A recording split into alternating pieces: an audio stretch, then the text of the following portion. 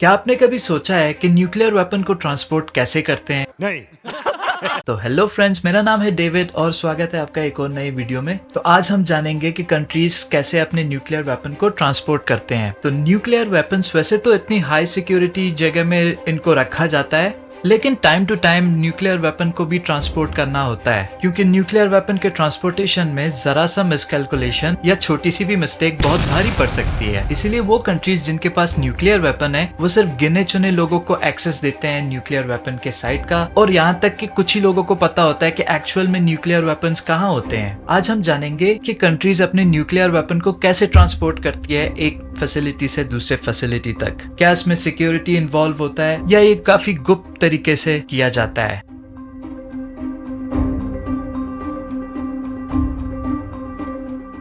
Nuclear weapon को transport करना एक काफी चैलेंजिंग टास्क होता है, इसलिए हम एक एक करके कंट्रीज की स्ट्रेटेजी समझते हैं कि वो आखिर कैसे इस प्रोजेक्ट को हैंडल करते हैं। तो सबसे पहले हम जाते हैं यूनाइटेड स्टेट्स की तरफ। एस्टिमेटेड 5000 से भी ऊपर न्यूक्लियर वेपन्स है यूएस के पास, और यूएस ने न्यूक्लियर ट्रांसपोर्टेशन के लिए स्पेशल एक टीम बनाया हुआ है जो सिक्योरिटी चैलेंजेस को भी देखते हैं और सेफ्टी चैलेंजेस को भी देखते हैं। आपके सामने जो कॉन्वॉय जा रहा है ये यूनाइटेड स्टेट्स का न्यूक्लियर ट्रांसपोर्टेशन टीम है। इस कॉन्वॉय का साइज डिपेंड करता है कौन सा न्यूक्लियर वेपन को ट्रांसपोर्ट किया जा रहा है और कितने क्वांटिटी में न्यूक्लियर वेपन ट्रांसपोर्ट हो रहा है। ये इस चीज पे भी डिपेंड करता है कि लोग कौन सा रूट लेते हैं, क्योंकि कुछ रूट सेफर माना जाता है और कुछ रूट अनसेफ माना जाता है। यूएस में जहां पॉपुलेटेड सिटीज होता है या जहां लोगों की पॉपुलेशन ज्यादा होती है, इस कॉन्वॉय के आगे और पीछे पुलिस की कार्स होती है। वो ये इंश्योर करते हैं कि रास्ते में आने वाला कोई भी सिविलियन व्हीकल ना हो, ताकि न्यूक्लियर वेपन सेफली पहुंच सके और सिविलियन को भी कोई हार्म ना हो। और एक्चुअल ट्रांसपोर्टेशन कार के आगे पीछे कुछ आर्मर्ड व्हीकल्स होता है जिनको बेयर कैट्स भी कहते हैं। ये कार्स फुली बुलेट प्रूफ होता है और कुछ हद तक एक्सप्लोजन्स को भी सह सकते हैं। इन कार्स में ऑटोमेटिक गन्स भी लगे होते हैं जो एक एम्बुश होने पे या अटैक होने पे एक्टिवेट हो जाते हैं। कार के अंदर बैठा हुआ ड्राइवर इन गन्स को कंट्रोल कर सकता है बिना कार से बाहर निकले, और जो अंदर बैठे सोल्जर्स हैं उनके पास पर्सनल गन और शॉट गन्स भी होता है। ये काफी फायर पावर मिल जाता है एक अटैक सिनेरियो में। बहुत सारी केसेस में इन आर्मर कार के ऊपर मशीन गन भी देखा गया है। ये मशीन गन,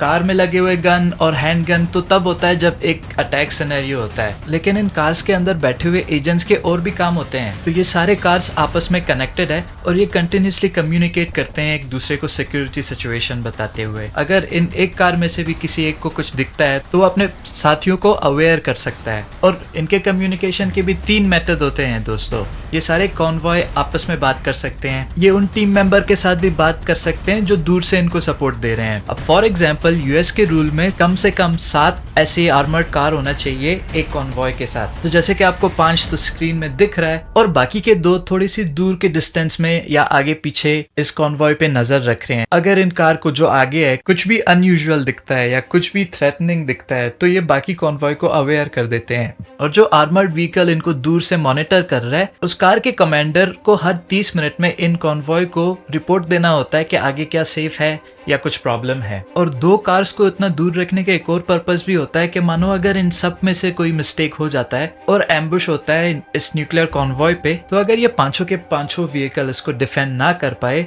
तो ये 2 व्हीकल सरप्राइज अटैक दे सकता है, जिससे न्यूक्लियर का सिक्योरिटी के चांसेस बढ़ जाते हैं। और इनका तीसरा मेथड होता है कम्युनिकेशन का अपने हेडक्वार्टर्स के साथ, जिसका नाम है transportation and emergency control centre. ये न्यू मैक्सिको में लोकेटेड है और न्यूक्लियर के सारे ट्रांसपोर्टेशन यही से हैंडल होता है, और जरूरत पड़ने पे यही कंट्रोल सेंटर बाकी रीइंफोर्समेंट को भी भेज सकता है। क्योंकि ये काफी हाई लेवल की सिक्योरिटी होती है तो हेल्प करने वाले पुलिस ऑफिसर और जो न्यूक्लियर ट्रांसपोर्ट वाले एजेंट्स हैं दोनों को एक पासवर्ड मिलता है हाई कमांड से, और ये जब आपस में मिलते हैं इनको सबसे पहले पासवर्ड शेयर करना है, उसके बाद ये बात कर सकते हैं। ऐसा इसलिए किया जाता है ताकि अगर कोई टेररिस्ट पुलिस की यूनिफॉर्म में आ जाए तो वो पहचाना जाए गलत कोड बताने से। आइए अब एक नजर डालते हैं इस ट्रक पे जिसे स्पेशली न्यूक्लियर ट्रांसपोर्टेशन के लिए ही बनाया गया है। ये ट्रक भी एक आर्मर व्हीकल जैसा ही है, और ये ट्रक इतना मजबूत है कि इस पे कोई 100 ब्लेड काम नहीं करेगा चलेगा, और यहाँ तक कि अगर कैसे भी खराब एक्सीडेंट हो इस ट्रक को कुछ नहीं होगा। और यहाँ तक कि अगर आप इस पूरे ट्रक में आग लगा दो तो भी इस ट्रक का मटेरियल फायर रेजिस्टेंट है। आप इसको घंटों तक फायर में रखो तो भी इस ट्रक को कुछ नहीं होगा। इस ट्रक में बैठा जो ड्राइवर है वो भी काफी सेफ है, क्योंकि सिर्फ ट्रक का कंटेनर नहीं बल्कि ट्रक के आगे भी ऐसे ही आर्मर लगा हुआ है, और ट्रक के विंडोज और विंडशील्ड भी बुलेट प्रूफ है। इस ट्रक के दरवाजे सिर्फ और सिर्फ अंदर से खुलते हैं, इसको बाहर से खोलने के लिए सेंट्रल कमांड का परमिशन चाहिए होगा। और फाइनली ये ट्रक अगर आउट ऑफ कंट्रोल जाता है तो डिस्ट्रक्शन को रोकने के लिए इसके पहियों में ऐसे एक्सप्लोसिव लगा हुआ है जो ऑन द स्पॉट एक्सप्लोड होता है, और ये ट्रक जमीन पे बिना पहिए के गिर जाता है, जिससे इसकी मोमेंटम स्लो हो जाती है और ये अपनी जगह पे रुक जाती है। और जैसे ये कॉन्वॉय पास हो रहा है, इस कॉन्वॉय को आसमान से 2 मिलिट्री हेलीकॉप्टर भी मॉनिटर करते हैं एक्स्ट्रा सिक्योरिटी के लिए। पूरी 60-70 ईयर्स की यूएस के हिस्ट्री में आज तक एक भी इंसिडेंट नहीं हुआ न्यूक्लियर को ट्रांसपोर्ट करने के लिए। रीजन यही है कि वो इस चीज को बहुत सीरियसली लेते हैं। लेकिन हर कंट्री ऐसा नहीं है। आप ये वीडियो देखो, इस वीडियो में जो वैन जा रहा है आप उसे देखो। क्या आप जानते हैं कि इस वैन के अंदर न्यूक्लियर वेपन का ट्रांसपोर्ट हो रहा है, वो भी बिना किसी सिक्योरिटी के। इस वैन के आसपास ना तो आपको कोई पुलिस वाला दिखेगा ना कोई आर्मी। तो ऐसे अपने न्यूक्लियर को ट्रांसपोर्ट करता है पाकिस्तान।